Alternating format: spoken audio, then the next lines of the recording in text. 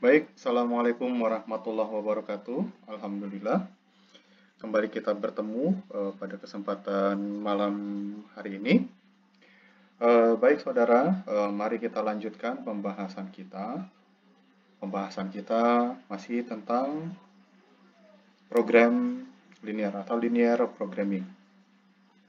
Nah, untuk pembahasan kita malam hari ini, tolong diperhatikan, kita akan membahas tentang metode simplex. Jika pada pertemuan sebelumnya atau pada perjumpaan kita beberapa saat yang lalu ya, beberapa waktu sebelumnya kita membahas tentang linear programming atau program linear dengan menggunakan metode grafik. Nah, hari ini kita akan membahas tentang metode simplex ya. Metode simplex ini adalah salah satu turunan daripada program linear. Nah, seperti biasa, saya mengajak kita semua yang berkesempatan hadir secara virtual pada saat ini ya. Mari sama-sama kita bangun channel ini untuk kemajuan pendidikan dan keilmuan. Nah, jangan lupa sama-sama nanti kita sedekahkan jempolnya, kita sama-sama tekan tombol like, subscribe, dan juga tanda loncengnya. Dan juga jangan lupa komen. Dan satu lagi, jangan lupa kita untuk share jika video tayangan ini bermanfaat. Oke, nah, baik saudara,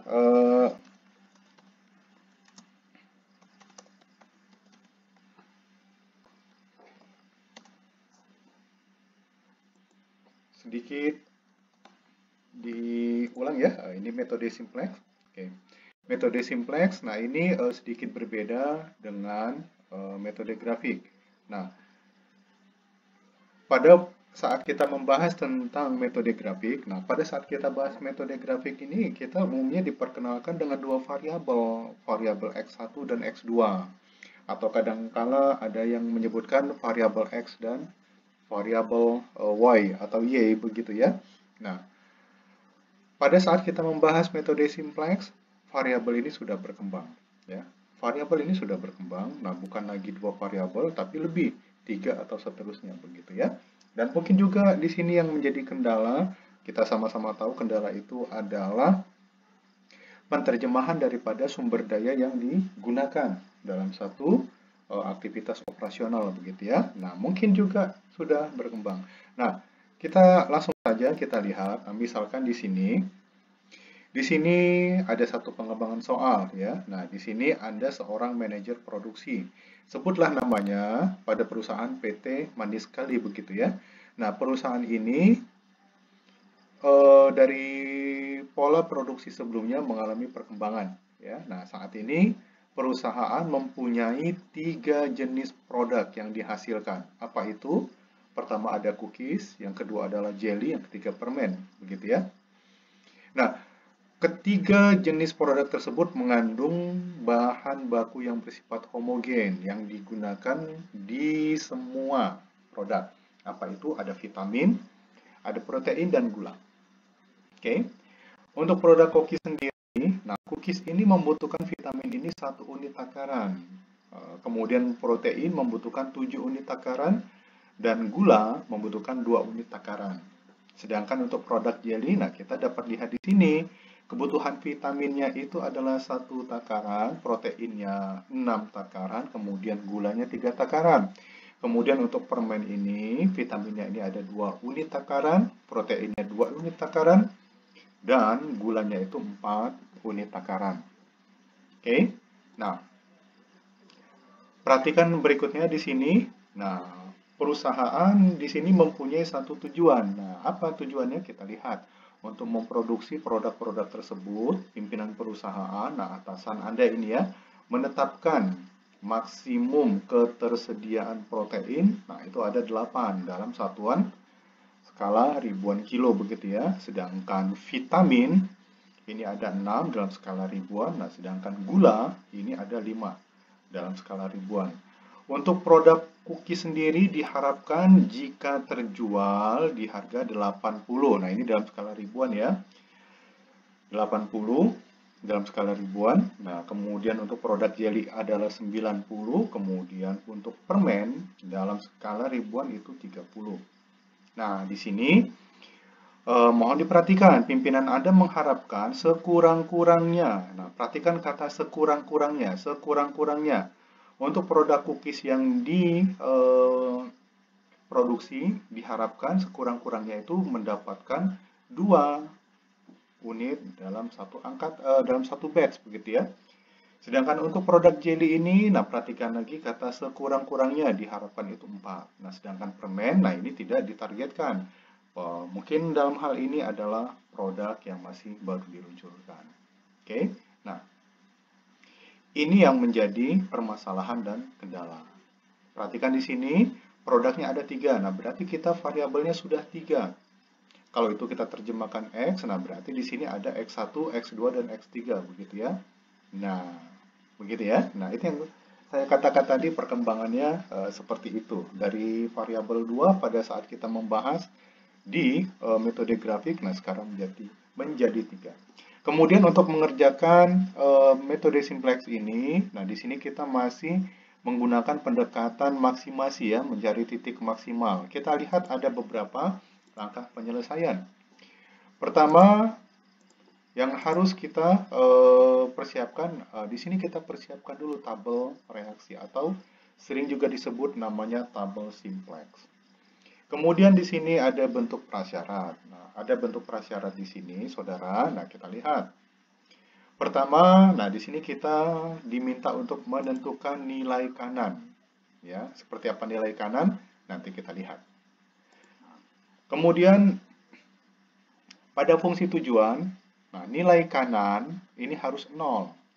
Nah, supaya nilai kanan itu harus 0, nah, masih ingat kan fungsi tujuan itu yang memiliki koefisien dasarnya itu adalah Z gitu ya. Nah, ini harus 0. Nah, supaya itu dapat menjadi 0, nah berarti di sini harus semua elemen di dalam variabelnya itu kita kalikan dengan angka minus 1. Nah, kemudian di sini ubah pertidaksamaan menjadi persamaan. Nah, ini kalau misalkan kita menggunakan yang namanya bentuk pertidaksamaan ini secara normatif ya. Artinya tidak ada bentuk operasional ataupun penyelesaian itu yang menyimpang. Kita masih menggunakan pertidaksamaan. Itu dulu ya. Kemudian di sini setiap fungsi kendala. Nah, sudah tahu kan fungsi kendala? Fungsi kendala ini yang tercipta atau terbentuk dari apa ini sumber daya yang kita gunakan. Setiap fungsi sumber daya itu kita gunakan variabel bantuan. Variabel bantuan ini sering kita sebut namanya slack atau disingkat itu S. Oke. Nah, kemudian pada tabel yang akan kita bentuk nanti, nah di sini kita lihat, nah nanti akan kita temukan itu adalah kolom kunci. Ya. Nah, kolom kunci ini dari mana kita dapat? Nanti kita lihat dari kolom variabel asli, X1, X2, atau seterusnya begitu ya. Nah, mana nilai negatif yang paling kecil dari baris Z? Nah, di sini kita tambahkan dari baris Z ya. Nah, kemudian nanti kita temukan yang namanya, tadi kolom kunci ya, kolom kunci kita ambil dari baris Z. Kemudian ada baris kunci. Baris kunci ini kita dapatkan dari mana? Dari nilai indeks. Nah, dari nilai indeks, bilangan positif terkecil, nah itulah yang menjadi penentu kita bentuk yang namanya baris kunci.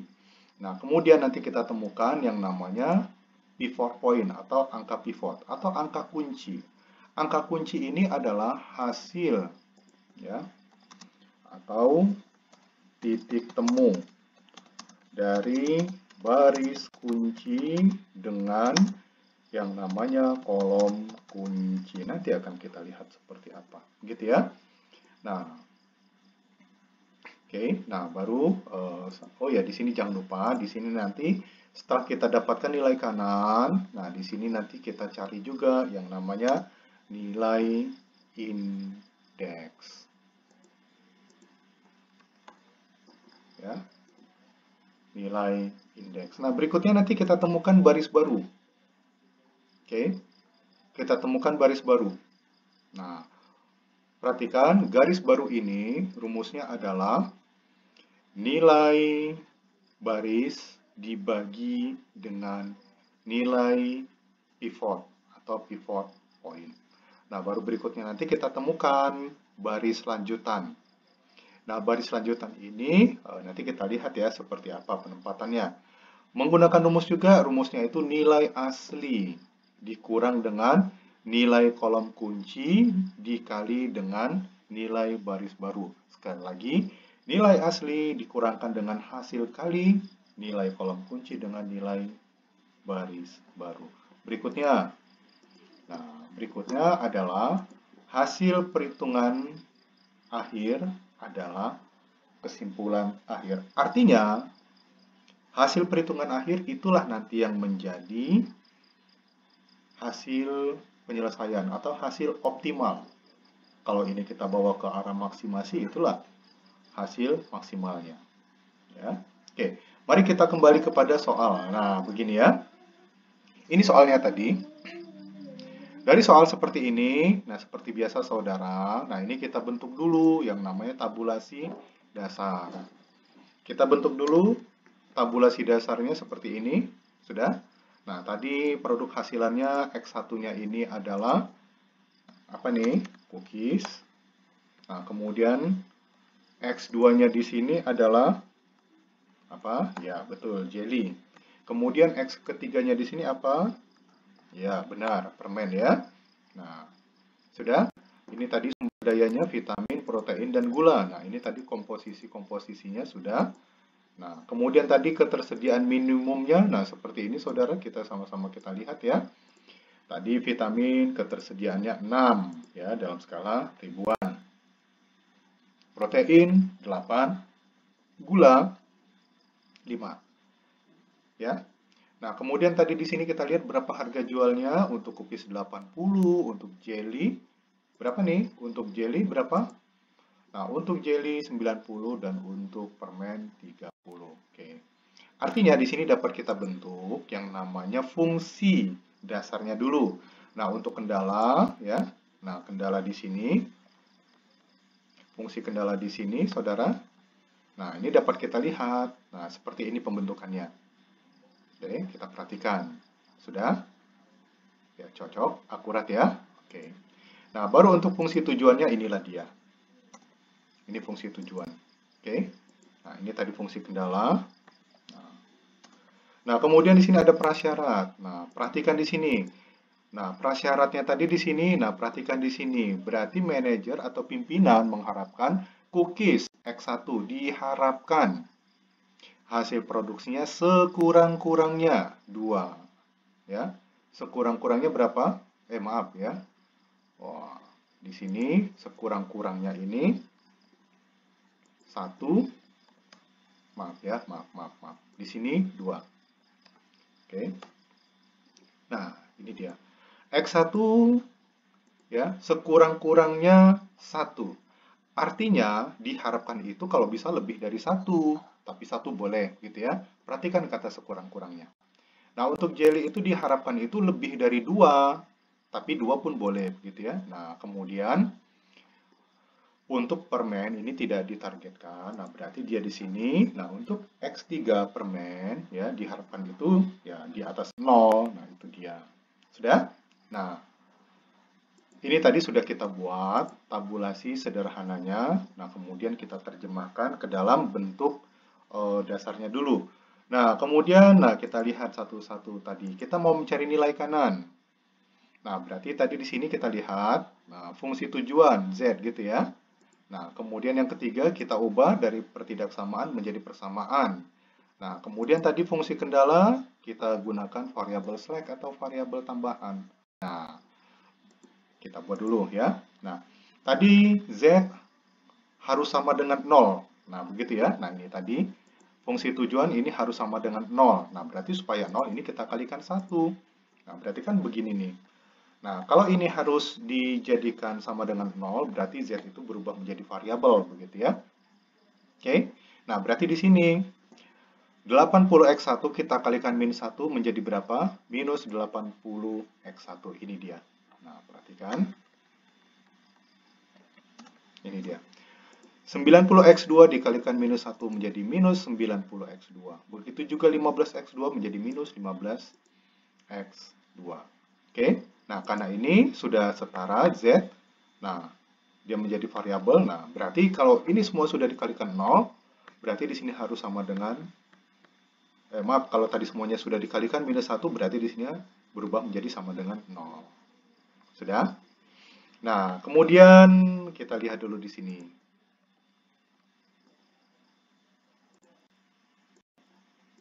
Oke, nah, tadi di sini X1 ditambah 2X2 ditambah 2X3, begitu kan? Nah, tadi di sini kita katakan semua variabel kendala ditambahkan dengan apa nih? Variabel slack atau variabel bantuan. Nah, ini dia. Nah, variabel slack ini kita sebut atau kita singkat dengan S. Berarti di sini untuk kendala pertama kita tambahkan variabel slack. Slack yang pertama berarti kita sebut namanya S1. Ya. Kita ganti dengan persamaan menjadi sama dengan 6. Nah, begitu juga kendala kedua, 7x1 tambah 3x2 tambah 2x3 gitu ya. Kita tambahkan variabel slack di sini. Nah, ini adalah slack yang kedua. Sama dengan itu 8. Ya. Kemudian kendala ketiga, 2x1 ditambah 3x2 ditambah 4x3 ditambahkan x ketiga sama dengan 5. Sudah? Nah, ini yang akan kita ubah ke dalam bentuk baku seperti ini. Nah, untuk kita rubah ke bentuk baku, saudara, nah, kita lihat. Pada baris Z ya, baris Z di sini, oke, pada baris Z tidak memiliki variabel slack ya. Nah, berarti variabel slack 1, 2, 3 kita tambahkan 0 saja. Nah, kemudian di sini untuk yang di kendala pertama, itu tadi vitamin gitu ya. Nah, dia mempunyai S1, tidak punya S2, tidak punya S3 sama dengan 6. Oke. Nah, berikutnya untuk di kendala kedua, nah seperti itu, dia tidak punya S1, tidak punya S3, hanya punya S2. Begitu juga halnya dengan yang di kendala ketiga. Nggak punya S1, tidak punya S2, hanya punya S3. Seperti ini. Sama dengan 5. Ya. Berikutnya, nah di sini kita lihat. Nah, kita rubah dalam bentuk bakunya. Nah, berarti di sini masing-masing masing-masing fungsi kendala tidak mempunyai nilai Z. Ya, berarti di sini untuk nilai Z-nya 0, masing-masing 0. Oke. Nah, setelah ini sudah terbentuk persamaan dalam bentuk baku, nah masing-masing angka di bentuk baku ini kita pindahkan ke tabel. Nah, tabelnya seperti ini kita buat. Berarti variabelnya ada berapa? Nah, tadi Z menjadi variabel ya. Ada X1, X2, X3. Nah, kemudian ada variabel bantuan. S1, S2, S3, ada nilai kanan. Oke. Nanti kita lihat nilai kanan diisi apa nih. Ya. Kemudian ada indeks. Nah, nanti kita lihat indeks seperti apa. Oke. Nah, inilah kita sebut namanya variabel dasar.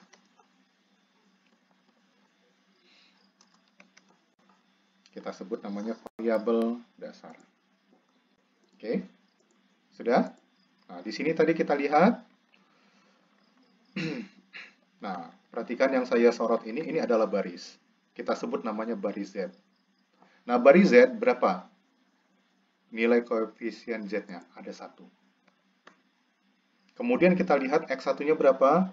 Minus 80. Oke, nah berikutnya X2-nya berapa? Minus 90. X3-nya berapa? Minus 15. Oke, sudah? Nah, berikutnya kita lihat. Nah, untuk S1 pada variabel pada baris Z ini tidak ada ya. Nah, berarti S2 S3-nya tidak ada. Nah, nilai kanannya setelah sama dengan 0, nah inilah nilai kanannya.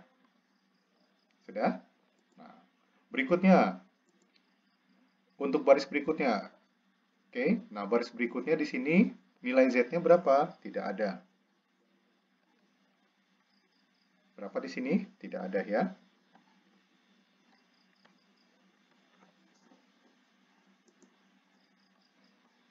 Nah, kemudian X1-nya di sini berapa? 1.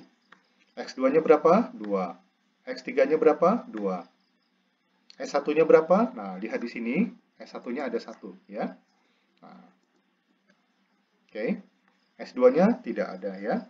S3-nya tidak ada. Nilai kanan sama dengannya berapa? Di sini ada 6. Nah, baris berikutnya kita lihat. Z-nya tidak ada. X1-nya ada berapa? 7. X2-nya berapa? 3. X3-nya berapa? 2. S1-nya tidak ada. S2-nya 1. S3-nya tidak ada. Nilai kanannya 8. Sudah? Nah, berikutnya kita lihat. Baris berikutnya Z-nya tidak ada. X1-nya 2. X2-nya 3. X3-nya 4. Tidak ada S1, tidak ada S2, S3-nya 1. Nah, nilai kanannya 5. Sudah? Nah, perhatikan di sini, ini tadi baris Z gitu ya. Nah, kemudian di sini ada baris, kenapa dinamakan ada baris S1, S2, S3. Nah, di sini kita lihat, pada baris ini, coba kita lihat variabel dasar.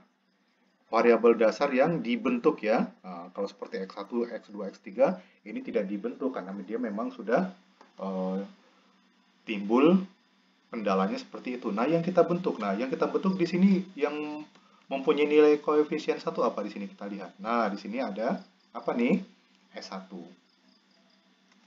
Nah, makanya di sini kita sebut barisnya baris S1. Oke, nah di sini S2. Kenapa? Nah, kita lihat karena di sini ada nilai koefisien S2 1. Sama begitu juga di sini S3. Oke. Koefisiennya 1, nah kita pindahkan ke baris ini. Sudah? Nah, ini kita sebut namanya tabel pertama. Tabel simplex pertama. Sudah? Oke, berikutnya. Nah, tadi katanya di sini setelah kita bentuk variabel slack-nya sudah kita jadikan bentuk baku. Nah, sudah kita masukkan ke dalam tabel simplex. Berikutnya, kita lihat di sini. Kita temukan kolom kunci dari baris Z. Oke, kita lihat berikutnya. Di baris Z. Nah, tadi instruksinya di sini kita lihat dari bilangan negatif terkecil pada variabel X1, X2, X3 pada baris Z. Kita lihat. Ya. Nah, nilai negatif terkecil itu ternyata ada di minus 90. Nah, berarti satu kolom ini kita bentuk di sini. Nah, saya beri warna pembeda di sini. Sudah? Karena di sini ada minus 90 di kolom X2 berarti kolom inilah kita sebut namanya kolom kunci. Sudah dapat ya? Nah, setelah dapat kolom kunci, mari kita cari indeksnya. Caranya nilai kanan ya. Indeks ini dari mana? Nah, indeks ini adalah hasil bagi dari nilai kanan dibagi dengan nilai pada kolom kunci. Oke, kita lihat contoh misalkan di sini.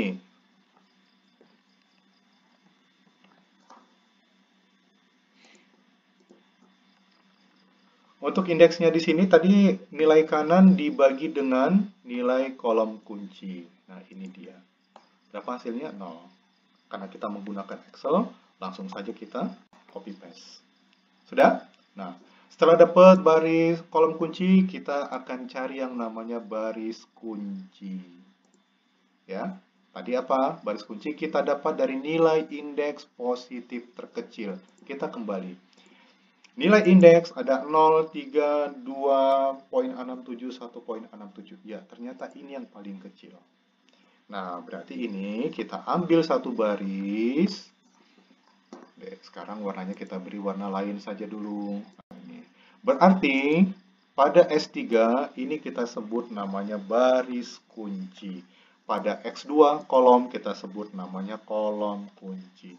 Perhatikan di sini ada titik potong antara kolom kunci dengan baris kunci. Ada di angka 3. Oke, ada di angka 3. Nah, berarti angka 3-nya ini yang kita sebut namanya pivot point angka pivot atau angka kunci. Ini dia. Ya, sudah. Nah, tadi saya ulang sedikit ya. Baris kunci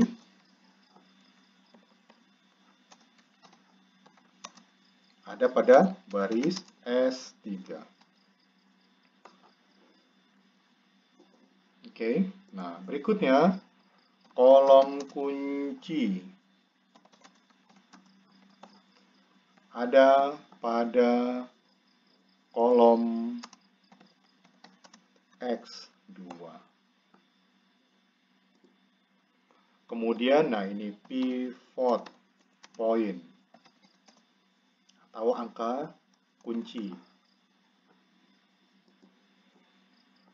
Ini adalah berapa? 3. Sudah? Nah, kita lihat di sini tabel pertama sudah. Nah, apakah tabel ini sudah memperlihatkan nilai optimum? Belum. Ini belum optimum. Artinya apa? Harus kita cari penyelesaiannya. Oke? Ya, kita cari penyelesaiannya. Bagaimana untuk menyelesaikannya? Nah, menyelesaikan di sini perhatikan pada baris Z. Nah, pada baris Z, pada variabel inti X1, X2, X3, jika masih ditemukan nilai negatif, berarti ini masih harus dicari penyelesaiannya. Nah, ini sudah selesai. Nah, sekarang kita harus membuat tabel berikutnya. Kenapa? Tadi sudah dikatakan, ini belum selesai, harus dicari. Begitu ya. Nah, kita sebut namanya tabel 2. Kita bentuklah seperti ini. Sudah? Nah,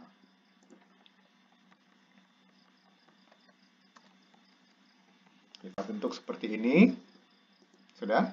Nah, caranya di sini kita buat baris baru. Nah, di sini tadi kita buat baris baru. Rumusnya tadi apa? Nilai baris dibagikan dengan angka pivot point. Patokannya ini dari mana? Patokannya ini dari yang namanya baris kunci sebelumnya. Oke? Dari baris kunci sebelumnya. Oke? Nah, sekarang kita lihat. Baris kunci sebelumnya ini ada di mana? Ini ada di baris S3. Nah, berarti di sini baris S3 kita bentuk mula-mula di sini. Oke. Nah, perhatikan di sini yang menjadi baris S3 kita akan membuat menjadi baris baru di sini.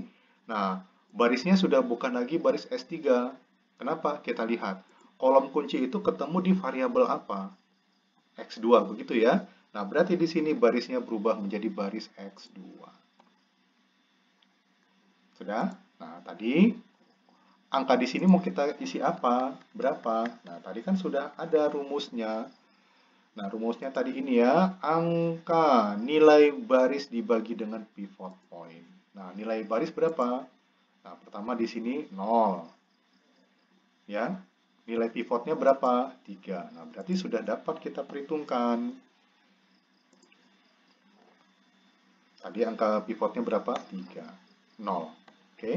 Nah, berarti dapat kita copy paste ke sini ya. Nah, ini dia. Sudah? Sudah? Nah, ini dia.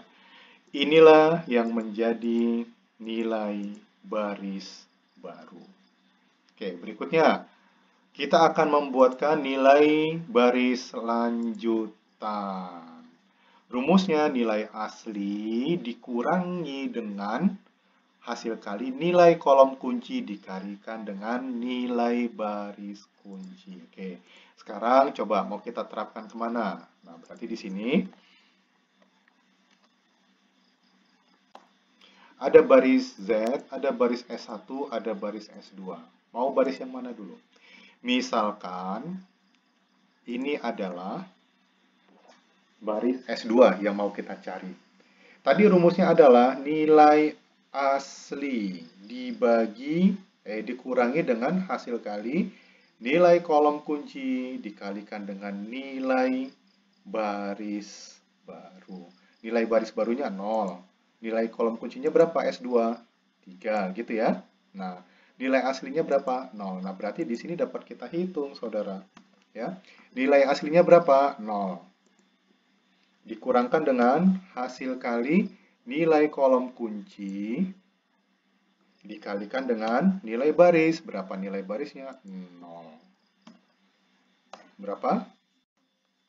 0. Sudah? 0. Nah, ini dapat kita copy paste ke kanan. Nah, tapi di sini kita rapikan dulu ya. Kita ubah.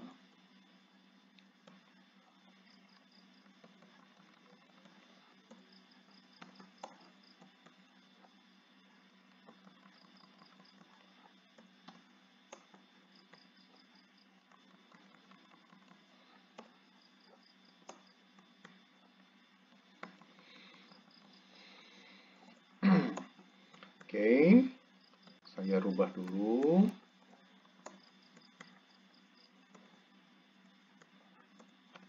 Ya. Nilai asli dikurangi dengan hasil kali nilai kolom kunci dikalikan dengan nilai baris baru. Ini dia. Sudah? Berikutnya kita cari untuk nilai S1. Oke.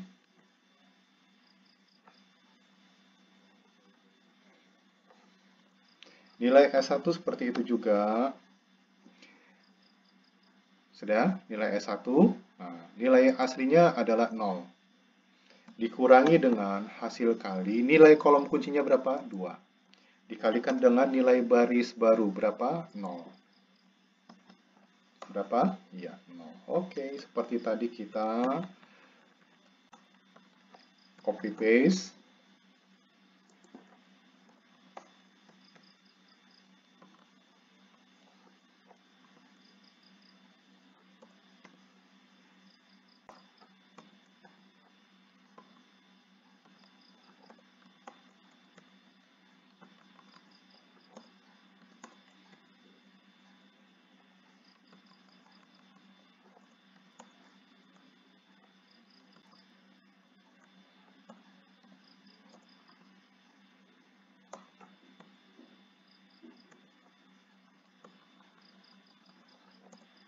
Iya. Sambil memperhatikan, oke, saudara dapat mempraktekkan secara mandiri. Oke, sudah? Nah, berikutnya sama untuk yang nilai Z juga seperti itu, saudara. Nilai asli dikurangi dengan ya, nilai kolom kunci dikalikan dengan nilai baris baru. Oke, nah, hasilnya sudah kelihatan.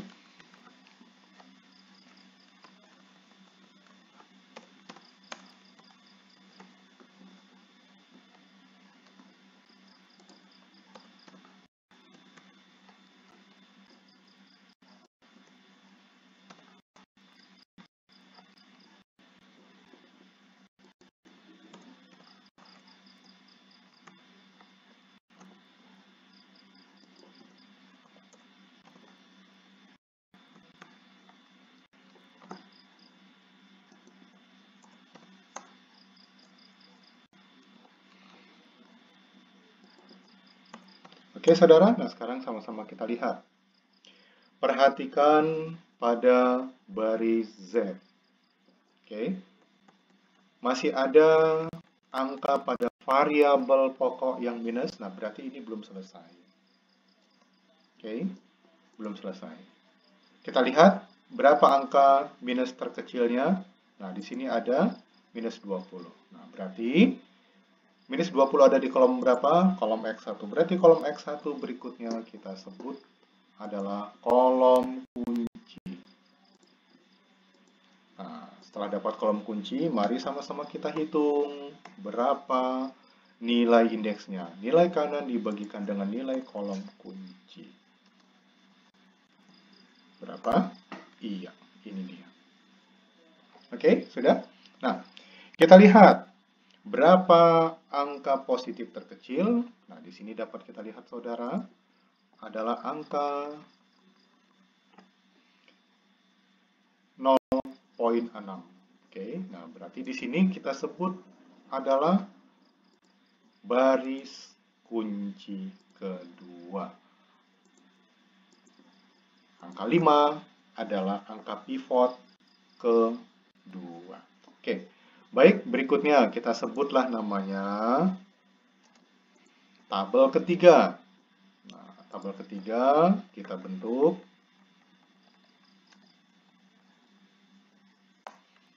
Oke, nah tadi di sini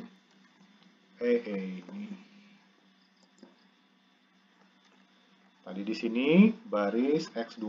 Nah, sekarang yang menjadi baris baru berikutnya dari baris S2. Nah, kita lihat baris S2 ini terbentuk dari kolom X1. Nah, makanya di sini pada baris S2 kita rubah namanya menjadi baris X1. Sudah? Nah, ini adalah nilai baris kunci. Nah, baris baru berikutnya ini dia. Oke? Nah, berarti di sini nilai kolom dibagikan dengan nilai pivot point. Berapa? 0. Ya, kita copy paste, nah dapat ini hasilnya. Sudah? Berikutnya kita buat nilai pada baris lanjutan. Sekarang coba kita mulai dari baris X2. Baris X2, nah nilai asli dikurangkan dengan nilai kolom kunci dikalikan dengan nilai pada baris baru. Oke, nah dapat kita copy paste saudara. Nah, tapi kita rapikan dulu.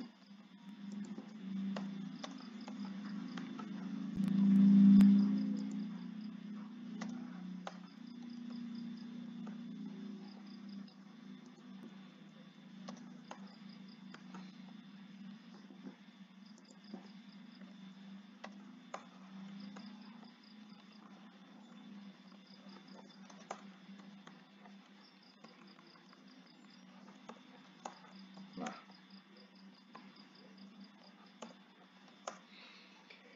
oke, sudah terbentuk baris lanjutan berikutnya. Nah, berikutnya di sini kita lihat. Sekarang coba kita mulai dari baris S1 ya. S1. Nilai awal dikurangkan dengan nilai kolom kunci dikalikan dengan nilai baris baru ya di sini tadi. Oke, nah berikutnya kita copy paste lagi, tapi kita rapikan dulu. Ini tadi konfigurasi dari Excel-nya dia masih belum rapi.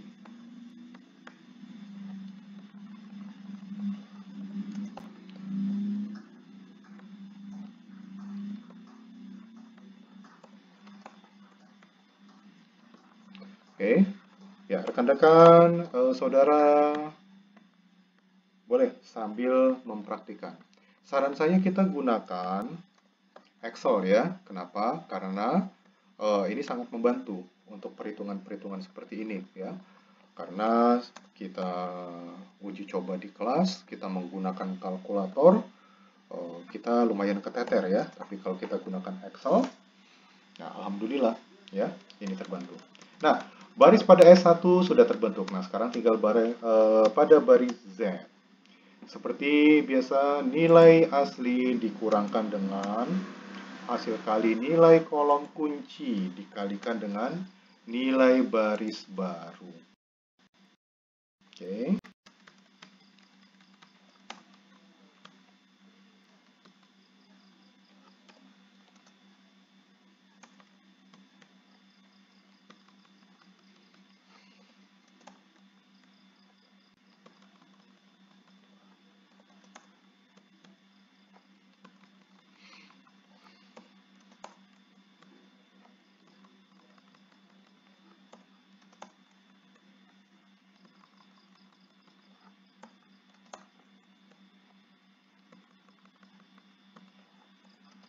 Oke, ya.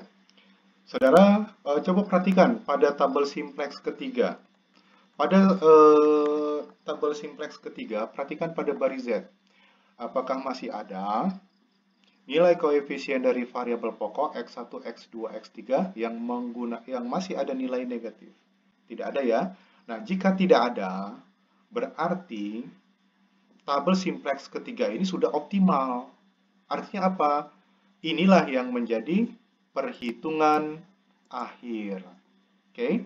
Nah, kesimpulannya apa di sini kita lihat? Nah, kita lihat di sini. X1.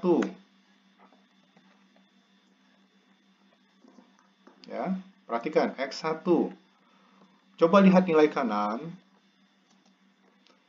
X1 ini adalah 0,6. Sudah? Nah, artinya ya, ini sudah menjadi nilai akhir. 0,6 kita bulatkan. Menjadi berapa? Menjadi 1. Nah, berikutnya X2